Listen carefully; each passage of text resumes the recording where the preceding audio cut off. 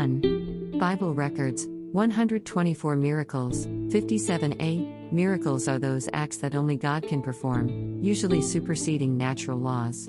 Baker's Dictionary of the Bible defines a miracle as an event in the external world brought about by the immediate agency or the simple volition of God. It goes on to add that a miracle occurs to show that the power behind it is not limited to the laws of matter or mind as it interrupts fixed natural laws. So the term supernatural applies quite accurately? B. Miracles are also known as signs and wonders. C. Here we have one of the 124 miracles recorded in the Bible. 2.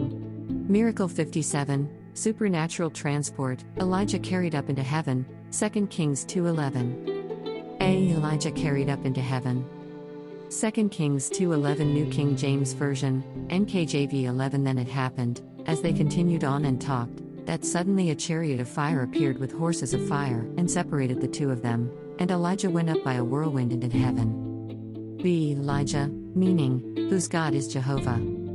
I. The Tishbite, the Elias of the New Testament, is suddenly introduced to our notice in 1 Kings 17:1 as delivering a message from the Lord to Ahab. There is mention made of a town called Thisbe, south of Kadesh, but it is impossible to say whether this was the place referred to in the name given to the prophet. 2. Having delivered his message to Ahab, he retired at the command of God to a hiding place by the brook Kerith, beyond Jordan, where he was fed by ravens. When the brook dried up, God sent him to the widow of Zarephath, a city of Zidon, from whose scanty store he was supported for the space of 2 years. During this period the widow's son died, and was restored to life by Elijah, 1 Kings 17, 2-24. 3. During all these 2 years a famine prevailed in the land. At the close of this period of retirement, and of preparation for his work, compare Galatians 1:17, 18, Elijah met Obadiah, one of Ahab's officers, whom he had sent out to seek for pasturage for the cattle, and bade him go and tell his master that Elijah was there. The king came and met Elijah, and reproached him as the troubler of Israel. It was then proposed that sacrifices should be publicly offered, for the purpose of determining whether Baal or Jehovah were the true God.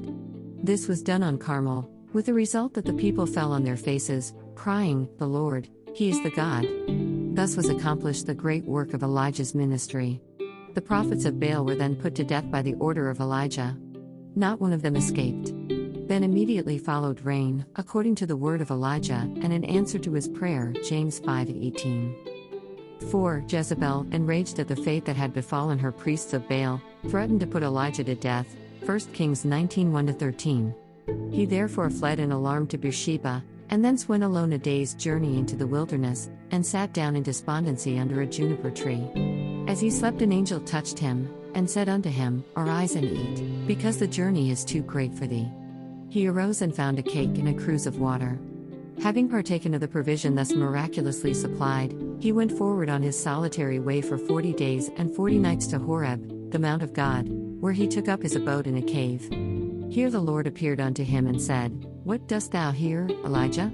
In answer to his despondent words God manifests to him his glory, and then directs him to return to Damascus and anoint Hazael king over Syria, and Jehu king over Israel, and Elisha to be prophet in his room. 1 Kings 19:13-21. Compare 2 Kings 8:7-15, 9-1-10. B. Some 6 years after this he warned Ahab and Jezebel of the violent deaths they would die. 1 Kings 21:19-24, 22:38. He also, 4 years afterwards, warned Ahaziah, QV, who had succeeded his father Ahab, of his approaching death. 2 Kings 1:1-16. During these intervals he probably withdrew to some quiet retirement, no one knew where. His interview with Ahaziah's messengers on the way to Ekron, and the account of the destruction of his captains with their 50s, suggest the idea that he may have been in retirement at this time on Mount Carmel. 5. The time now drew near when he was to be taken up into heaven. 2 Kings 2:1-12. He had a presentiment of what was awaiting him. He went down to Gilgal, where was a school of the prophets, and where his successor Elisha, whom he had anointed some years before, resided. Elisha was solemnized by the thought of his master's leaving him, and refused to be parted from him. They too went on, and came to Bethel and Jericho, and crossed the Jordan, the waters of which were divided hither and thither when smitten with Elijah's mantle. Arrived at the borders of Gilead, which Elijah had left many years before, It came to pass as they still went on and talked, they were suddenly separated by a chariot and horses of fire, and Elijah went up by a whirlwind into heaven, Elisha receiving his mantle, which fell from him as he ascended. 7. No one of the old prophets is so frequently referred to in the New Testament. The priests and Levites said to the Baptist, John 1:25, Why baptizest thou, if thou be not that Christ, nor Elias? Paul, Romans 11:2, refers to an incident in his history to illustrate his argument that God had not cast away his people. James 5:17 finds in him an illustration of the power of prayer. See also Luke 4:25, 9:54, he was a type of John the Baptist in the sternness and power of his reproofs, Luke 9:8. He was the Elijah that must first come, Matthew 11:11, 14, the forerunner of our Lord announced by Malachi. Even outwardly the Baptist corresponded so closely to the earlier prophet that he might be styled a second Elijah. In him we see the same connection with the wild and wilderness country, the same long retirement in the desert, the same sudden, startling entrance on his work, 1 Kings 17:1, Luke 3:2, even the same dress, a hairy garment, and a leather girdle about the loins, 2 Kings 1:8, Matthew 3:4. 8. How deep the impression was which Elijah made on the mind of the nation may be judged from the fixed belief, which rested on the words of Malachi 4:5-6, which many centuries after prevailed that he would again appear for the relief and restoration of the country. Each remarkable person as he arrives on the scene, be his habits and characteristics what they may, the stern John equally with his gentle successor, is proclaimed to be Elijah, Matthew 11:13-14, 16:14, 17:10, Mark 9:11, 15:35, Luke 9:7, 8, John 1:21. His appearance in glory on the Mount of Transfiguration does not seem to have startled the disciples. They were sore afraid, but not apparently surprised.